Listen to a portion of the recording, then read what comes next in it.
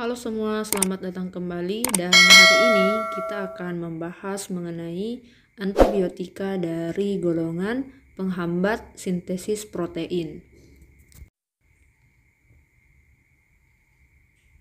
Selanjutnya kita di sini akan melihat kembali penggolongan dari obat-obatan antibiotik. Nah, yang pertama yang sudah pernah kita bahas di video sebelumnya yaitu antibiotik dari golongan penghambat sintesis dinding sel.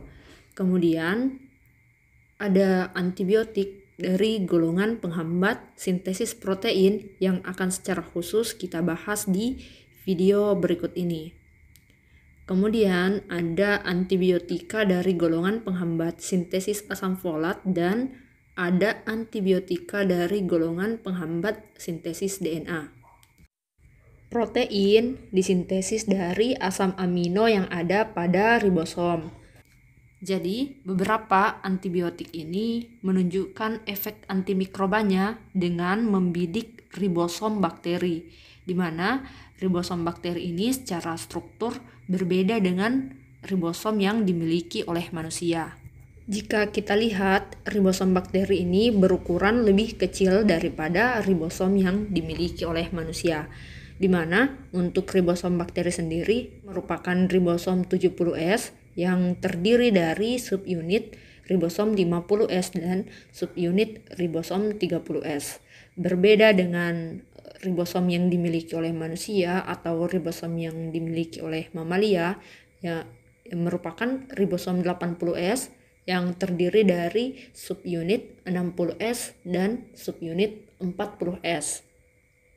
Nah, sehingga nantinya ini obat-obatan antibiotik penghambat sintesis protein tidak akan mempengaruhi ribosom yang dimiliki oleh manusia jika kita mengkonsumsi obat-obatan antibiotik dari golongan penghambat sintesis protein ini. Nah, selanjutnya kita akan membahas biosintesis dari protein atau bagaimana protein ini terbentuk.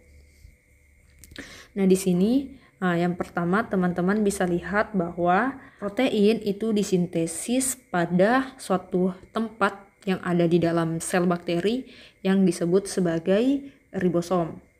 Ya, jadi ini adalah ribosom. Nah, di sini ada ribosom 70S yang terdiri dari subunit ribosom 50S dan ribosom subunit 30S. Kemudian teman-teman bisa mengamati untuk langkah pertama sintesis protein asam amino dibawa oleh tRNA menuju ke lokasi A atau lokasi aminoasil yang ada pada ribosom bakteri. Jadi tRNA ini akan membawa asam amino menuju ke lokasi A. Selanjutnya, asam amino yang ada di lokasi A akan melakukan pembacaan oleh mRNA. Jadi mRNA akan membaca asam amino yang ada pada lokasi A. Setelah asam amino yang ada di lokasi A terbaca, dia akan membentuk ikatan dengan asam amino yang ada di lokasi P. Ikatannya ini disebut sebagai ikatan transpeptidase.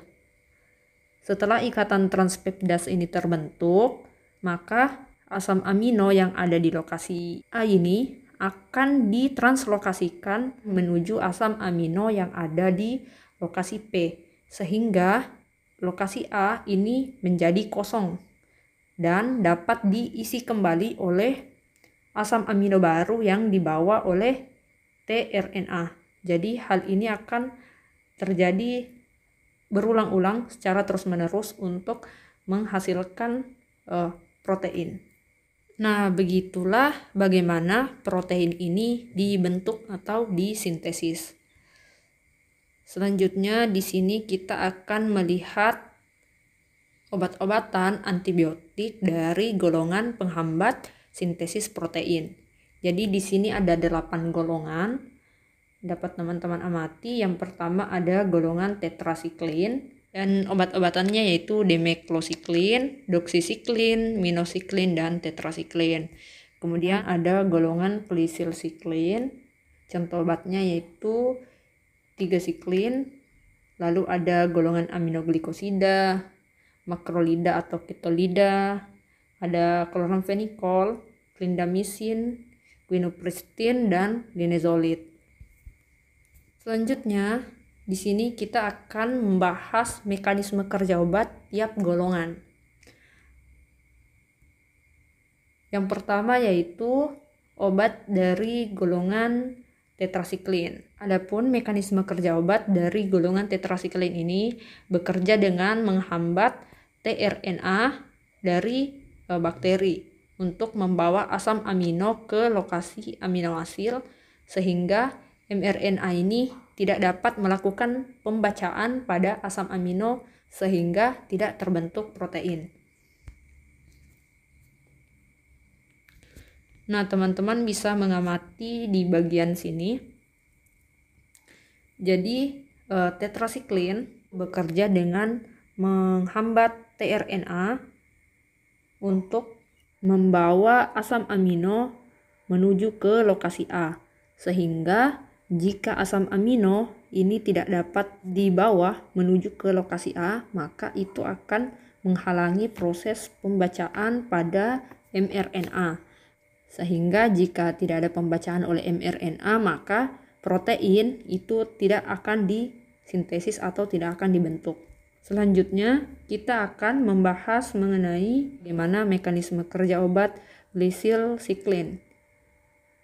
Obat-obatan dari golongan ini itu akan menghambat proses translasi protein yang bekerja pada subunit 30S. Di sini kita dapat melihat mekanisme kerja dari glycylcycline, yaitu dengan cara bekerja pada di ribosom subunit 30S dan akan menyebabkan penghambatan pada proses biosintesis dari protein.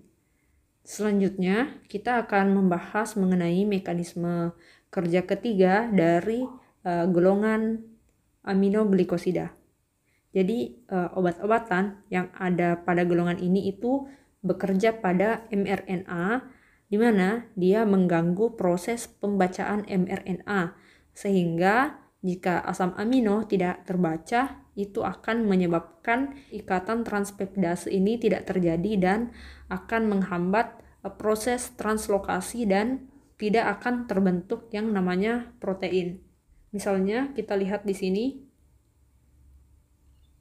Jadi di sini dapat kita lihat bahwa aminoglikosida itu bekerja pada daerah sini, di mana dia akan mengganggu proses pembacaan oleh mRNA sehingga asam amino itu tidak terbaca dan tidak akan terbentuk ikatan transpeptidase. Ya, jika tidak ada ikatan transpeptidase antara asam amino yang ada di lokasi A dan yang ada di lokasi P, maka asam amino tersebut tidak dapat ditranslokasikan ke lokasi P dan tidak akan terbentuk yang namanya protein.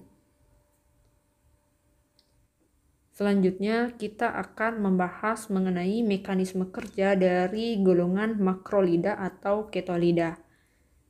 Untuk obat ini, dia bekerja pada proses translokasi dengan cara menghambat proses translokasi sehingga protein yang ada di lokasi A tidak dapat ditransfer ke lokasi P. Nah, di sini teman-teman dapat melihat untuk golongan obat makrolida ini dapat kita lihat dia bekerja pada daerah ini. Makrolida akan menghambat proses translokasi asam amino yang ada di lokasi A agar tidak ditranslokasikan menuju ke lokasi P. Jika asam amino yang ada di lokasi A ini tidak ditranslokasikan ke lokasi P, maka lokasi A di sini akan tetap terisi dan tidak akan menerima asam amino yang baru sehingga tidak akan terbentuk protein yang baru. Selanjutnya, kita akan membahas mengenai mekanisme kerja dari golongan obat kloramfenikol. Jadi, obat-obatan kloramfenikol ini akan bekerja dengan menghambat sintesis protein pada peptidil transferase subunit 50S. Chloramphenicol akan bekerja pada daerah ini atau pada daerah ribosom subunit 50S, sehingga hal tersebut akan menyebabkan gangguan pada proses biosintesis dari protein bakteri. Selanjutnya, kita akan membahas mengenai mekanisme kerja dari golongan obat clindamycin. Jadi, obat clindamycin ini dia bekerja dengan cara menghambat sintesis protein dengan cara berikatan dengan ribosom 50S, sehingga hal tersebut juga akan menyebabkan gangguan pada proses biosintesis dari protein. Selanjutnya di sini ada golongan obat yang ketujuh, yaitu obat linezolid.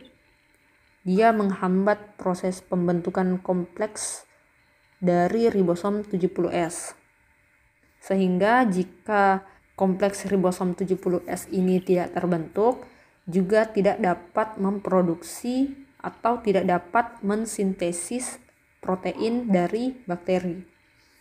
Selanjutnya golongan obat yang terakhir adalah quinupristin atau dalfopristin, bekerja dengan cara menghambat pembentukan protein bakteri dengan berinteraksi dengan subunit 50S.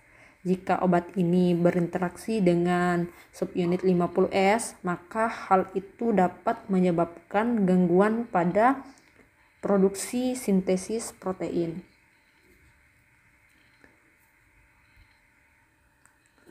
Ya, mungkin itu saja. Jika ada pertanyaan dan juga tanggapan, silahkan tulis di kolom komentar.